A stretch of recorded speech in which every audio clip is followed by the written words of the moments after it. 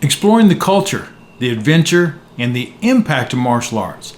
And today our guest is going to be Suzie Foreman. She's a physical therapist who's an expert in body movement and in particularly has quite a bit of experience with martial arts. We're going to talk about specifically today knee problems as they're associated with martial arts and our journey through the impacts that we take through martial arts. I hope you'll enjoy it.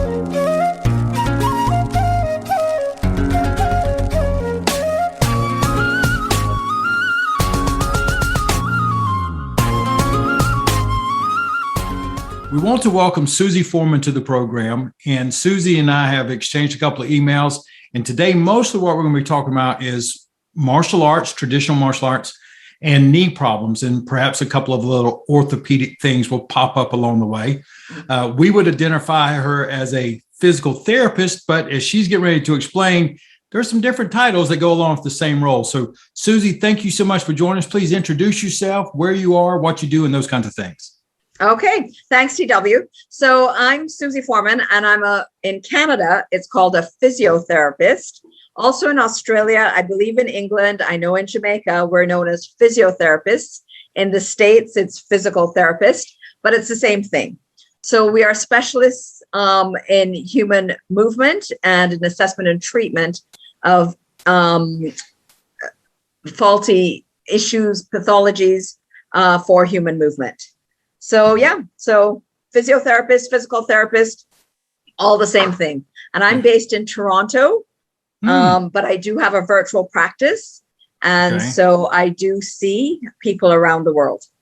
So within the virtual practice, we have, programs where we have docs that will see a patient online. So if it's warranted, then they can actually diagnose, exam, as much as they can and prescribe from right there on the virtual online setting. And for many of the patients, that has been something that's been a godsend. Yes. For a variety of reasons. Now you and I didn't get to talk a whole lot about it. I kind of threw it right at you there in the last few minutes about, most of the things with Kung Fu Podcast is all about, we exploring martial arts at different areas. And martial arts is, by nature, a contact event, right? There's some bumps and bruises along the way. And there's also a lot of physical movement and sometimes in direct confrontation with somebody else's physical movement. So it's not just movement, it's movement with resistances at time. And the earth is a great reminder that she holds the biggest fist of all, right? So you can hit that thing pretty hard. Yeah, right. I have some experience, not with many different martial arts, but when in my younger days, when I was doing a lot more sporting events, I have a lot of experience with karate. Oh, very nice. Yeah. You're going to be very popular in this program. We have a lot of karateka that listen to this program. Yes, I used to work a lot of karate events in my younger physio days. So actually on site at the side of the mats, working and seeing people. I worked quite a bit. All right, with karate. Well, so with that being said, did you run into or see, or currently do you work with acute and or chronic knee problems? And it doesn't have to be necessarily with martial arts, but with the sort of activities associated thereof. Very much so. So in the mornings, I've got my virtual program, which is for people with hip and knee osteoarthritis. So that's more chronic. But in the afternoons, I work in a clinic every afternoon, and I work in a very active neighborhood. I work in a very affluent neighborhood in Toronto, and they all ski and run and cycle. What else do they do? Golf, tennis, all kinds of stuff. So I do see acute fractures. I see tendinitis. I see dislocated patellas, fractured patellas. What else do you see? A lot of meniscal injuries to the knees. And then, of course, I do see people after surgeries. So after knee replacement, after hip replacement. So I certainly do see acute and chronic. It's actually the clientele I love. Orthopedics and sports is my favorite part of physiotherapy. as a side note, you mentioned it in there. I went to graduate school up at Appalachian State University, which is in the mountains of North Carolina.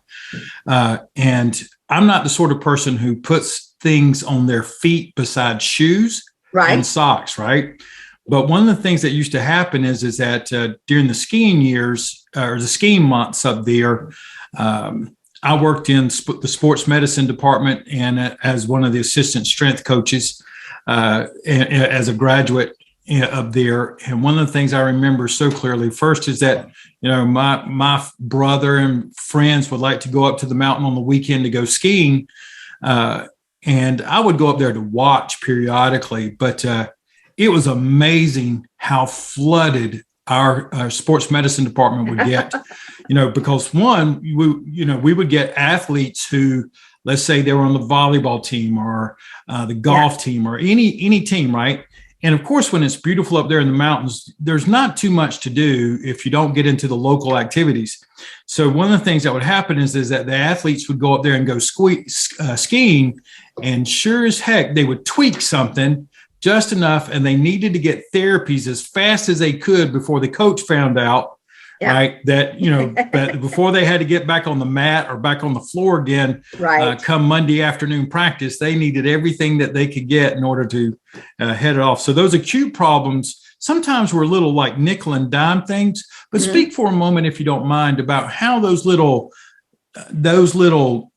nicky kind of achy things that happen to the knees in the area around the knees can accumulate over the course of time, both through aging and as well as more and more. How does that impact that joint, particularly over the course of years?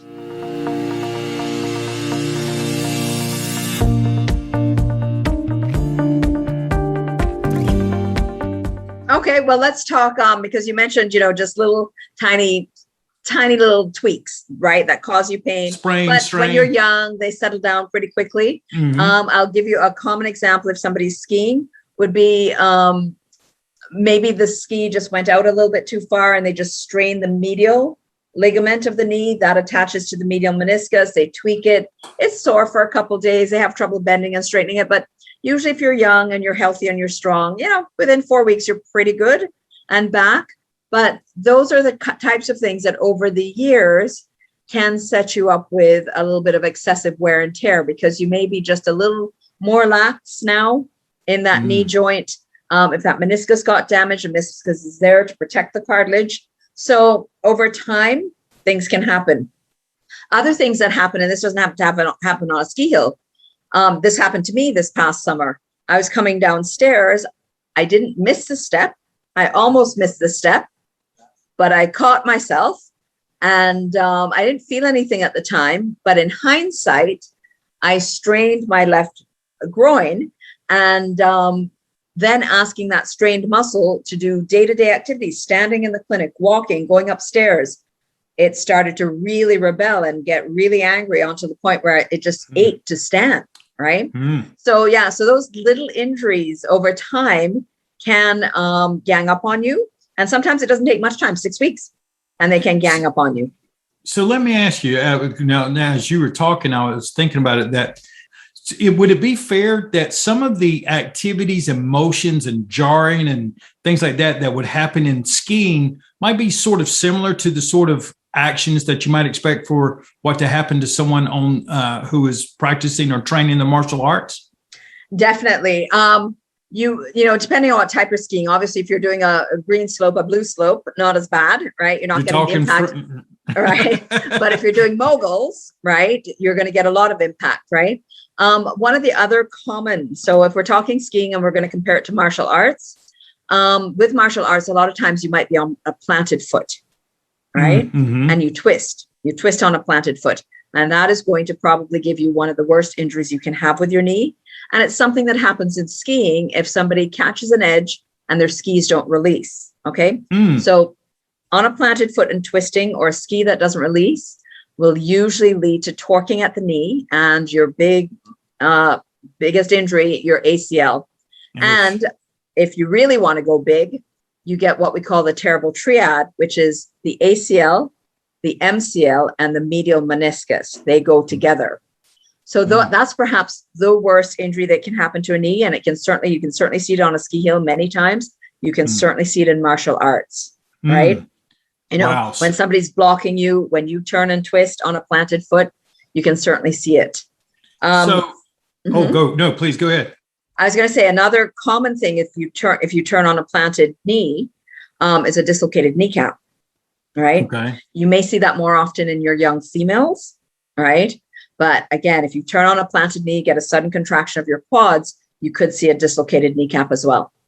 So, over the years when I'm working in the clinics, having someone with a floating kneecap, so to speak, right, in the scheme of things, seems to be more of a real annoyance, if not, an impediment, right, as compared to a real tear, a real, right, a real rip. So if you don't mind, take a moment and explain for the audience the difference between a sprain and a strain through the knees, or if they're okay, what the difference may be, how they might be able to identify what's going on with them. Okay, well, let's talk about it. So sprain and strain. So let's talk about sprain first. So when we're talking about a sprain, we're referring to ligament injury. Okay. And there can be different grades of a sprain. You can have a grade 1, which means that you've just stretched it a little bit. So as I mentioned earlier, on the ski hill, your leg goes out to the side just a little bit more, and you get a little bit of a medial stress to the knee. So you might just get a grade 1 sprain of your medial collateral ligament. So it's just a little extra stretch. There is no bleeding, no bruising, no swelling, just some pain, right? Clears up usually pretty quickly. A grade 2 would be a partial tear. So you've torn some of the fibers and you're definitely going to get bruising and swelling now. And then a grade 3, of course, would be a complete rupture. And depending on which ligament you rupture, it may be a surgical issue. So in Canada anyway, I'm not sure what happens in the States. If somebody were to completely tear their MCL, the doctors still go with conservative treatment here and good physiotherapy, right? Because your secondary source of stability are the muscles around the knee. But if it's your ACL or PCL, those are really crucial ligaments in the knee. And we know that if you do not repair them, and even if you do repair them, down the line, you're going to have a very arthritic knee. But you will have less arthritis in that knee if you do repair them, right? Okay. So that's sprains. Sprains refer only to ligaments. Now, if we talk about strains are all about muscle. And again, we can have different degrees. So your first degree, you just stretch a muscle a little bit more than it should. It feels like a pull. It's achy, but there's no bruising. There's no bleeding. There's no big dysfunction. You might be out for 2 to 4 weeks. Then a partial tear, you're definitely going to get some bleeding, some bruising, and more dysfunction. So you may be out for 6 to 8 weeks. And if you get a complete tear, I don't know if you've ever seen anybody with a complete hamstring tear from like flipping head over heels in water skiing. They are completely black and blue down the back of the leg. There's a big divot in the tissue and a lot of dysfunction. And you're looking at probably about 3 to 6 months of rehab. So to recap, strain goes with muscle, sprain goes with ligament.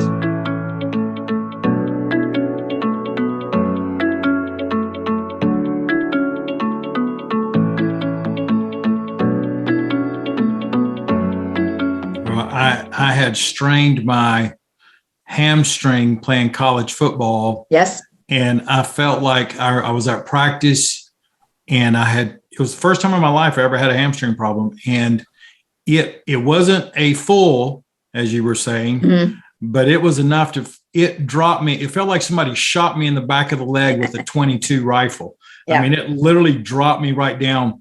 And I worked really hard. I lost my scholarship after that because I couldn't perform.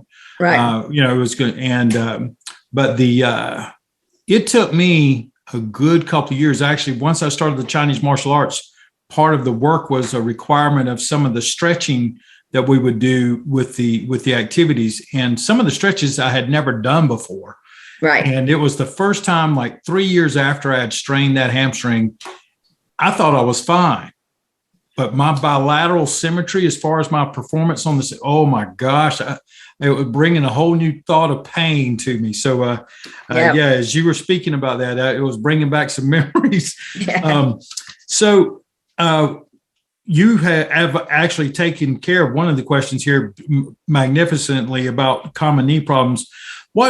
Give me an idea if someone like a martial artist, a karateka, kung fu, any sort of martial artist, let's say that their knees are already healthy. They could be like 18 to 35, 40 years old, but their knees are so far as you know, we know that they're in pretty good shape. What sort of things should they be doing, not doing, due to the activities? How do they prevent and take care of themselves to keep those knees healthy? Okay, that's a very good question. So I'm going to say my male patients are a little bit more guilty than my female patients because everybody likes to do their activities. They like to do the martial arts. They like to ski, cycle, play tennis, play golf, but not everybody likes to strength train. Okay. Now, there is the most current research in the world, okay, for hips and knees. It's coming out of Denmark. And prior to this research, when we used to get knee patients, we'd focus on the quads and the hamstrings. We might give you squats, we might give you lunges, but nobody really paid that much attention to the glutes. And what came out of this research was many of us have glutes, but they're not working. They're not firing, they're deactivated, they're not working at the right time, they're not as strong as they should be. So out of this program and out of this research came the importance of the glutes when it comes to not only knee, but hip and low back function. And so if I'm going to tell anybody, if you have healthy knees, what to do, I recommend a strength training program. You want definitely to have glute work in there and all of the glutes. So your glute max, your glute med, your glute min. You also, of course, want to have your quads and your hamstring, which is pretty traditional.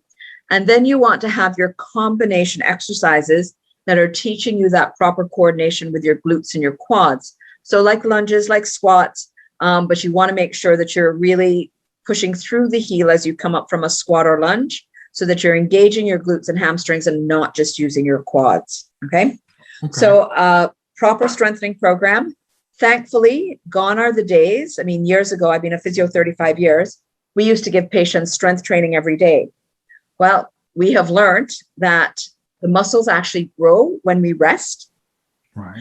So once a week is not enough. Twice a week, you get maximum muscle growth. 3 times a week, there's a little bit more benefit, but it's not statistically significant. And that's why you see, I mean, the big bodybuilders are usually only working a body part twice a week, right? Okay. Because this is what the research is showing, right? Okay. But for the people with healthy knees, do your activities, but do not forego 2 days of strength training. Okay. So, and I'm going to come back to one part of this. Let's say that we have someone who is pretty young, let's say 45 or so, and they're not having real chronic sort of diagnoses or, and things like that, but they do have a lot of like crickety, like the accumulating nicks from the years past and they're going through the same sort of karateka, their kata, a little bit of sparring and things like that. It takes what I call, it puts a little bit more tax on their joints than perhaps what it did 15 years before that. What about those folks? Now what would you suggest for them as far as their recovery and their training to keep themselves as healthy as possible? You know what? Throughout the whole thing, whether you're healthy, you're just starting to get achy, creaky, you are really bad, or you've had joint replacement surgery, the same muscles control the limbs, the same muscles control the motions.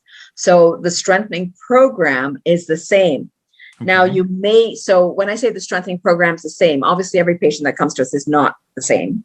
Right. One might have had ACL injury, one might have had a meniscal tear, one is 75, one is 60, right? But the group of muscles that need to be strengthened are the same. Right. However, somebody who is stronger or has lesser injury might be doing level 4 of a glute exercise, and somebody who's much more deconditioned might only be doing a level 1. But for, whether you're healthy, you're just starting to creak, you really are creaking or you've had joint replacement surgery, the same muscles need to be strengthened.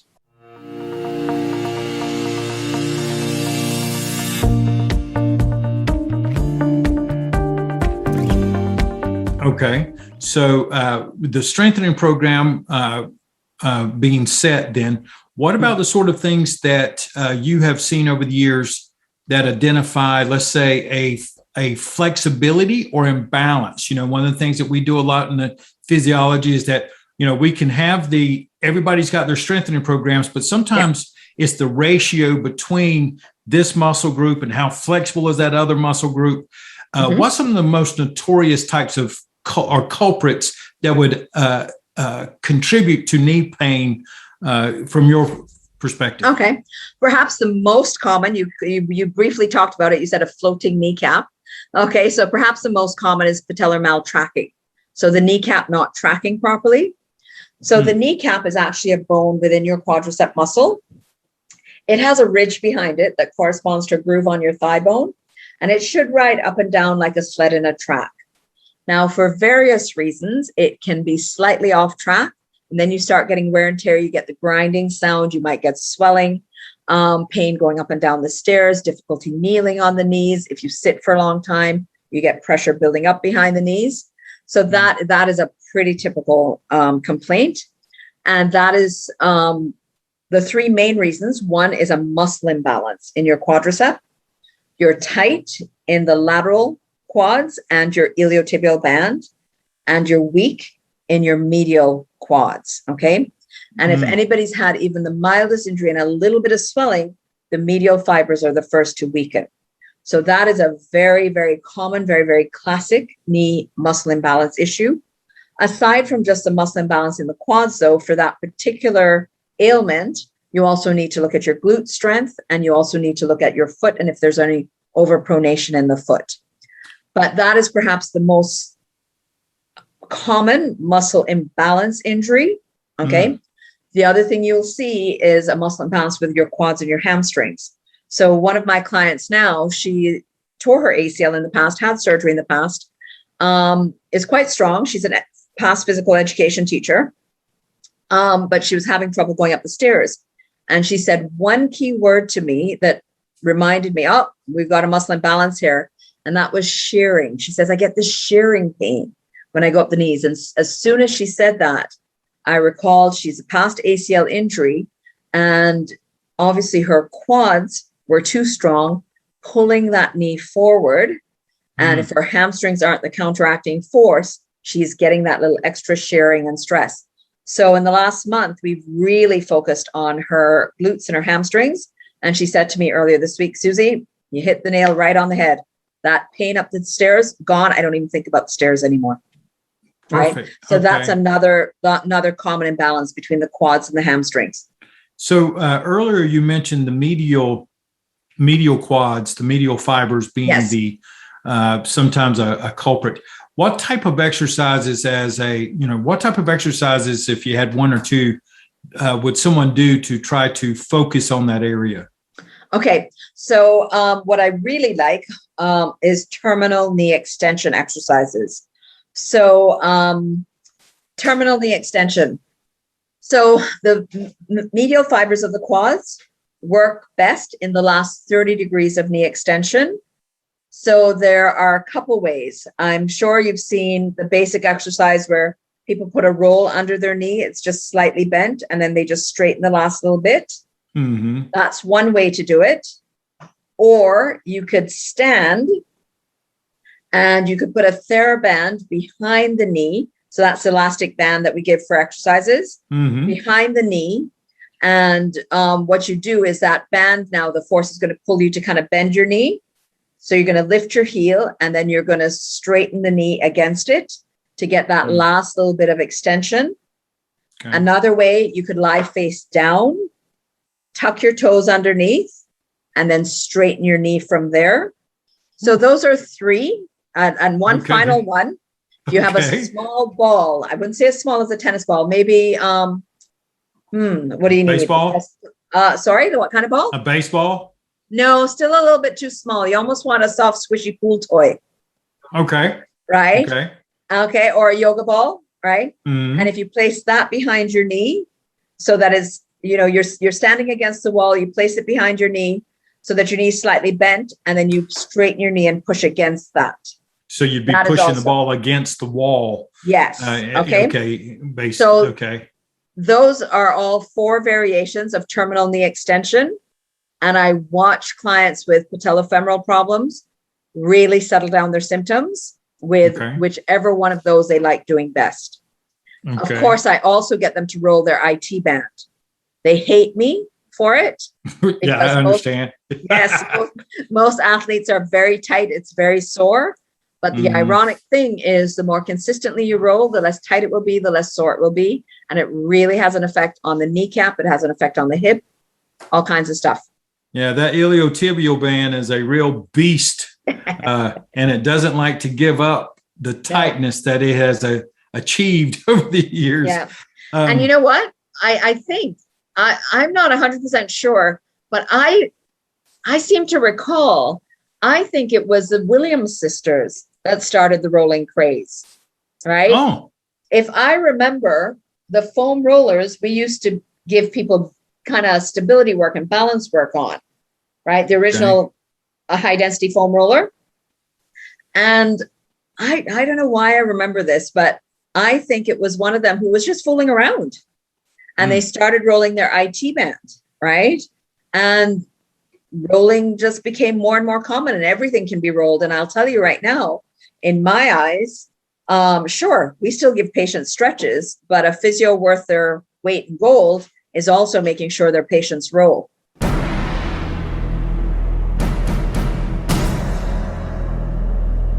Okay. Right. And you're just talking about one of those devices that's a cylinder shape that rolls on the floor, and those types of things. Okay. Yeah. The original, it was white, high density foam roller. Now there's some mean looking ones out there. There's some ones with tread, teeth. I got one of those things. That thing will make you cry.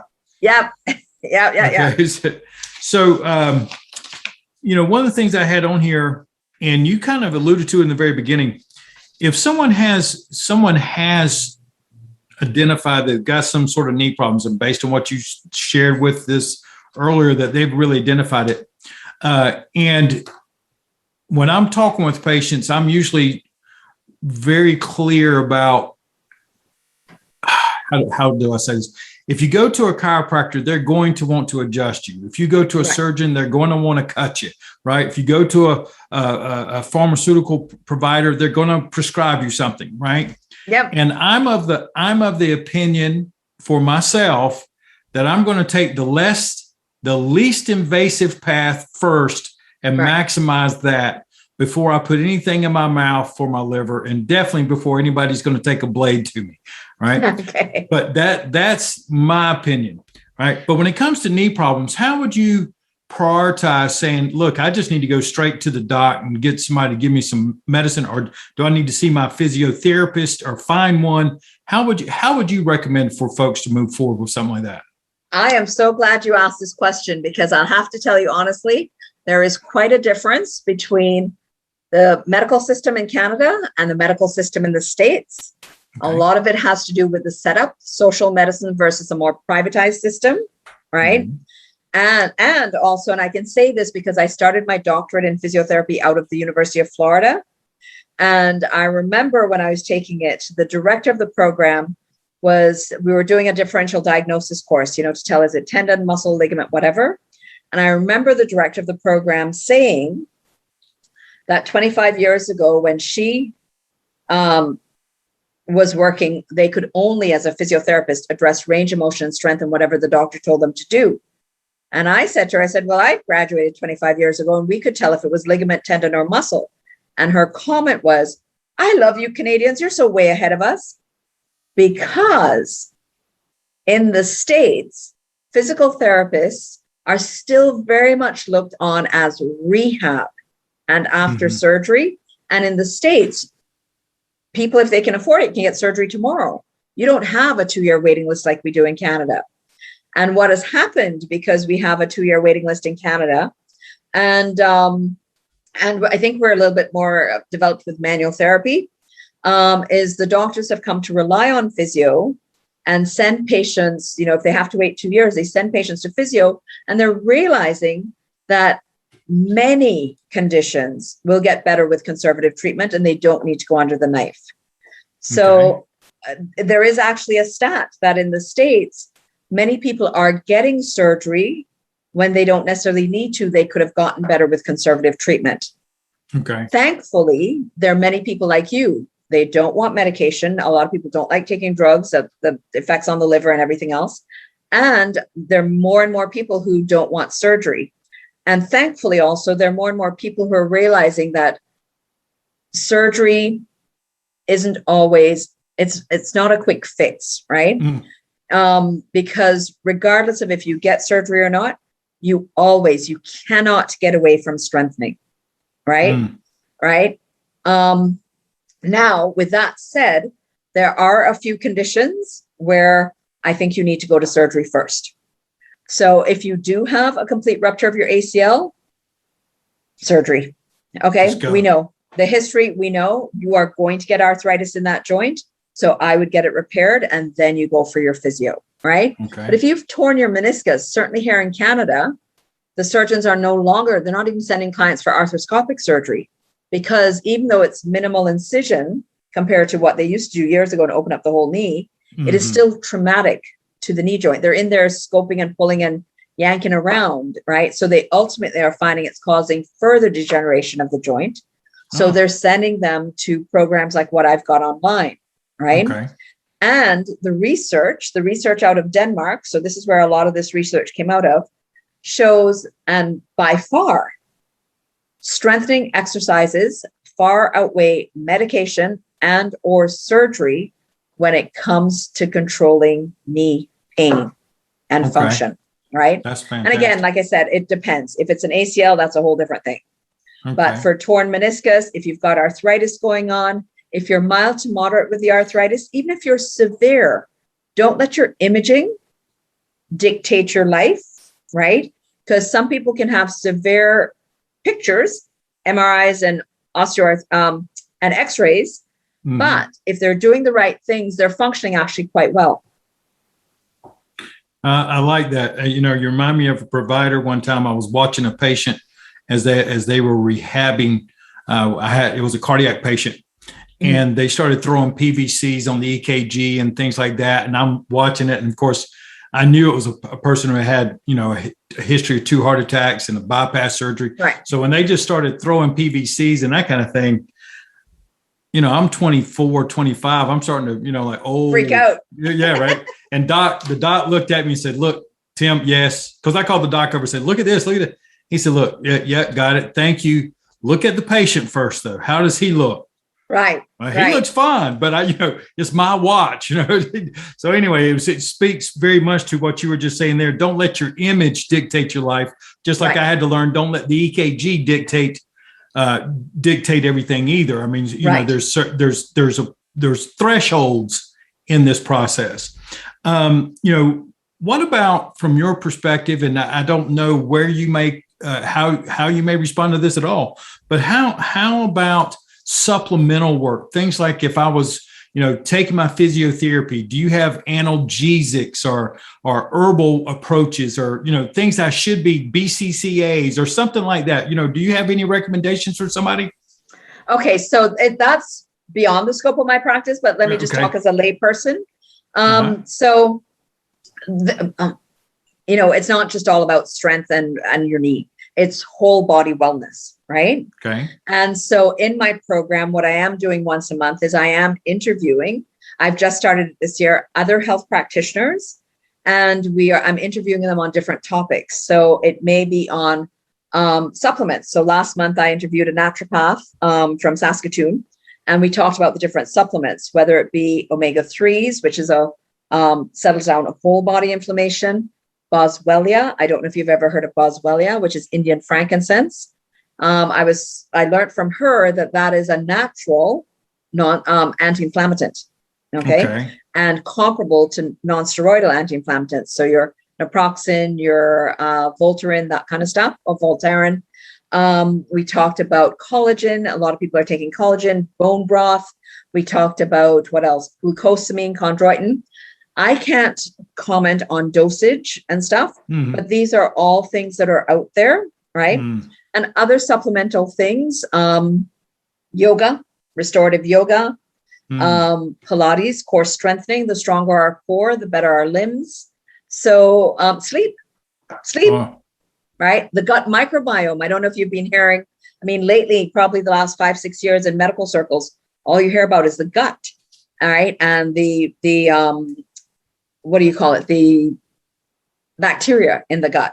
So your probiotics, your good bacteria, your bad bacteria, and that a healthy gut leads to less inflammation throughout the whole body.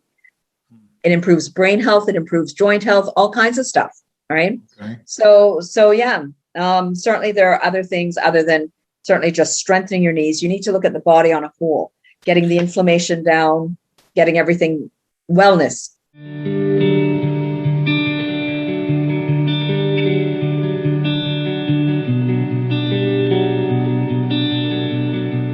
Okay. Well, so last couple of questions. First, any direct advice to any martial artist out there who's practicing things to just, as a former karateka, as you described yourself earlier, things that you've seen over and over again and say, look, just make sure that you do this, right? Is there anything in there? Yeah. I would say take the time to do your strength training twice a week. Okay. So core, glutes, quads, hamstrings, and then combination multi-joint, multi-movement. Okay. And do it with proper guidance. Okay.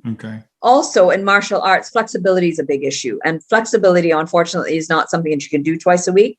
We should be, and I'm preaching now because I don't do enough myself. We all should be stretching more and rolling if we have to. But stretching and mobility work is something that we need to do much more consistently. We need to do it daily.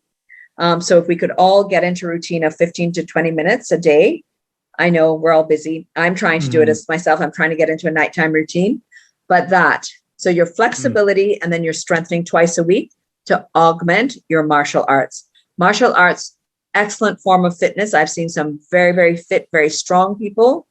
But do the basic strengthening, because when you're doing basic strengthening, you're actually strengthening a muscle in the action that it is designed for. I would supplement that in saying that as a student, make sure that you take the time and get with your instructor about what are the proper mechanics of the technique that you're working on. Particularly, that when you're planting a foot and you're going to be moving, whether it's a side kick or if you're going to be moving through that, you take the time to learn how to do it first right. And then take your time to do it smoothly and then build up to a little bit more speed.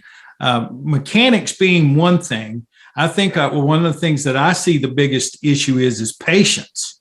You take the time to teach the right mechanics, but the student have the patience to go through that, and that as an instructor that you require them to take the time to get it right before they start welling on some heavy bag over there. And all of a sudden they've tweaked themselves out and set themselves back from the very thing that their goal was in that training. So that's two questions. So you've mentioned the virtual program. Please take 30 seconds or so and tell us about, as you've mentioned, that you can actually, if someone in the audience wanted to find you, they could actually sit down and do an assessment with you right online, even from the States. Yes, even from the States. Okay. So I have a virtual physiotherapy practice at www.susieforemanphysiotherapy.com. There'll be a the link. Program that I'm running online, aside from the virtual practice, is called the Joint Pain Relief Program, and it's for people with hip and knee osteoarthritis. Okay. And this program is a 2-month coaching program where the class, think of it as a medical exercise class. So the class is led by a physiotherapist, physical therapist, and it's done deliberately because historically patients will go to physio, they'll get exercises, they'll do them for a couple of weeks, then something happens, they go on vacation, they fall off the bandwagon, they don't get back on. And so they're not doing them for a long enough period of time to see good results. Okay.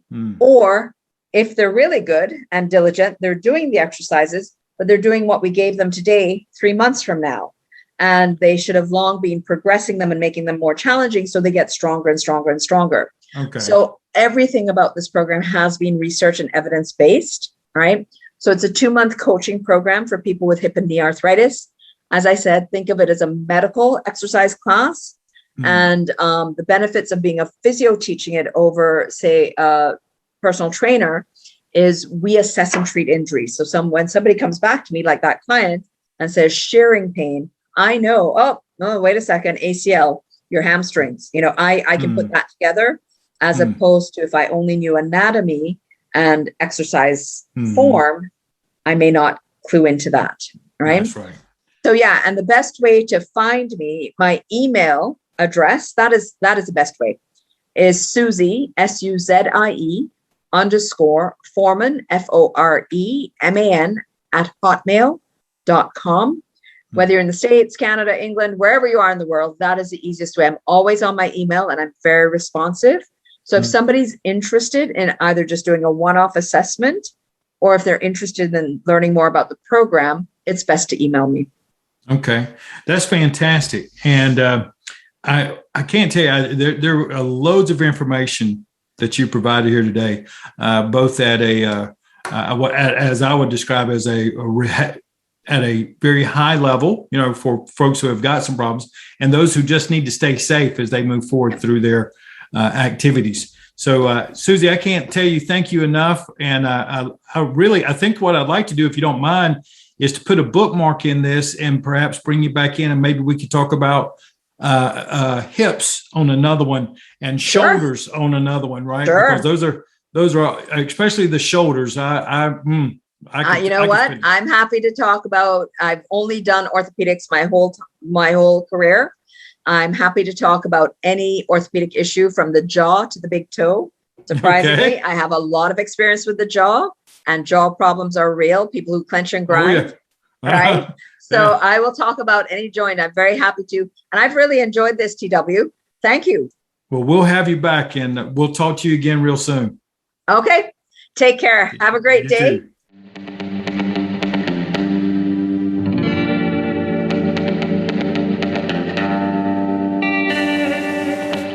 I hope you enjoyed the interview with Suzie Foreman. She provided all kinds of good information, identifying markers as the different types of knee problems and how they may accumulate over time, preventative tips. She also provided some nutritional guidelines, some very informative stuff there for me. Strength training twice a week. Try to make sure you get your core in, and as well as some strengthening work there, and again, some new stuff for me as well. Got to put rolling in as part of your regular routine, and how to contact her for an online assessment if that was something that you were ever interested in. Please feel free to reach out. Let me know some thoughts that you have about a different type of program that you'd like to hear about. You can also follow me at patreon.com/TW Smith. Take care. Talk with you soon.